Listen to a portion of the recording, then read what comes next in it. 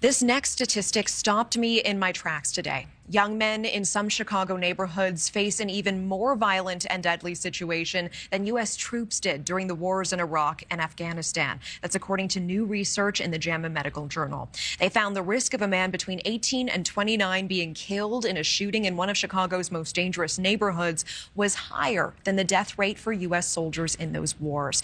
Now, here are some of the shocking numbers they found. In the Chicago zip code 60624, the homicide rate for young men is more than 1,200 for every 100,000 people. Now compare that to U.S. troops who were heavily engaged in combat in Iraq, where the death rate was just 675 for every 100,000 people.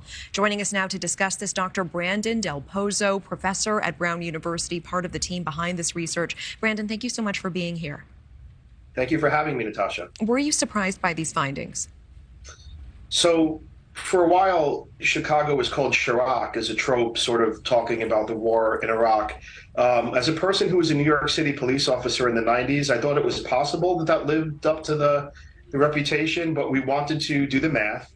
And at one level, we weren't entirely surprised given the concentrated levels of violence in cities like Chicago. Your personal journey from a police officer on the streets of New York to researcher, I think, is a story for another day, but very interesting. Was it just Chicago where you saw these shocking statistics? So we looked at the four largest cities we could get information for, which was Chicago, Philadelphia, New York, and LA. We found Chicago had the most acute problem. Compared to Afghanistan, the risk was about 4 times as high in the worst neighborhood. We found similarly Philadelphia had greater risks than war.